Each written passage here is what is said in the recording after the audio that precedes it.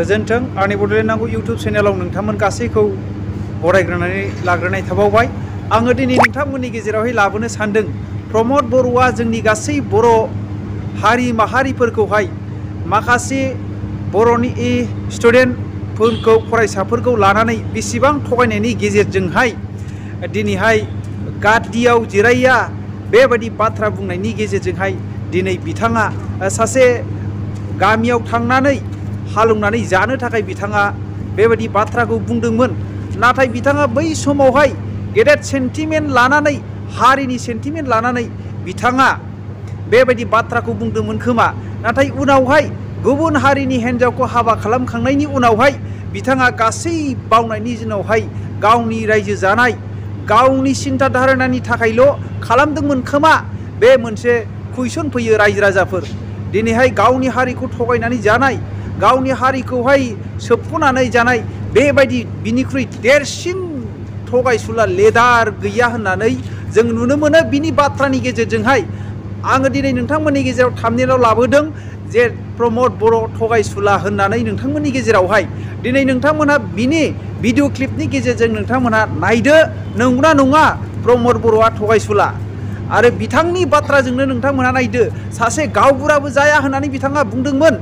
गावो जे बड'लेण्डनि सिमाङा जागौमानि जा बिथाङा नांथाबबाय थानो होननानै बोरो बड'लेण्डआ रायजो राजाफोर नोंथांमोना साननानै नाय दिनैहाय जोङो नुनो मोनो बेनिख्रुइ देरसिन थगायसुला मानसि गैया होननानै आङो नोंथांमोननि गेजेराव बुङो।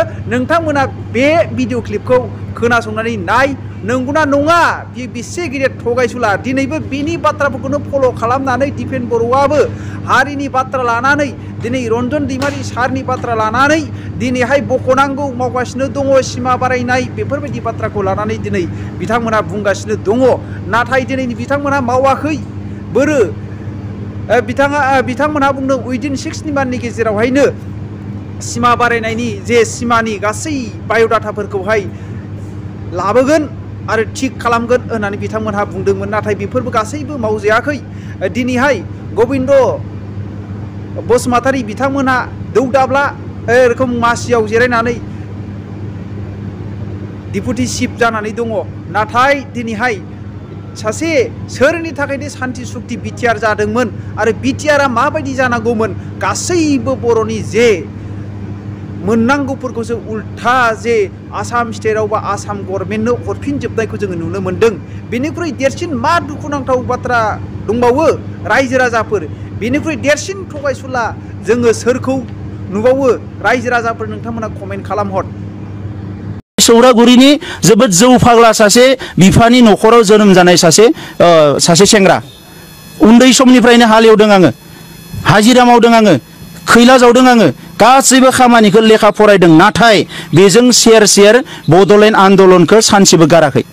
आंनि हिस्ट्रिया बे बिथांनिफ्राय फैनाय खमसे खम 5 बोसोर आंनि ओंखाम संग्रा उन्दुग्रा न'आ प्लास्टिकनिसोमोन। दा बिनिखायनो दिनै आं बेफोर खोथाखौ मिथिगो आंनि बर' आइ आफा रायजो राजानि जेंनाखौ आं मिथिगो। ओंखायनो आंबो समायखिरा लाखानायसो जेब्लायसिम बर'फ्रा उद्धार जाया बर' आइ आफा रायजो राजाया बयबो ओंखाम बोथिनै मोनजानाय जाया बयबो मोजां ड्रेस गाननो मोननाय जाया अब्ला सोरबा हाग्रामा महिलारि सोरबा XYZ नि बिनि खोथा माने बायदिसिना बानसावनाय क्रिटिसाइज खालामनाय माबा माबि बुंनाय आंनि खोमायाव 1 किन्सितबो 1 बिन्दोबो जेबो खहा खालामनो हाया जेब्लायसिम जेंनाया सुस्रां जाया। जेंनाया सुस्रां जाखालि आं गावनो बिदाय लागोन। आं कुनुदिन आगोलनिफ्राय बुंबाय थादों आरो गोरबोनिफ्राय बुंदों आंहा बिथांमोननि बायदि चिफ जानाय MLA MP जानायनि कुनु सिमां नुवाखै आं। जिखालि बड'लेण्ड जेंनाया जोबगोन ओइखालि डायरिखौ फुल स्टप खालामनानै आंबो सौरागुरि गामियाव थांनानै आंनि गामिनि आमाय आनै आइ आफा रायजो राजाजों संसार जाहैगोन।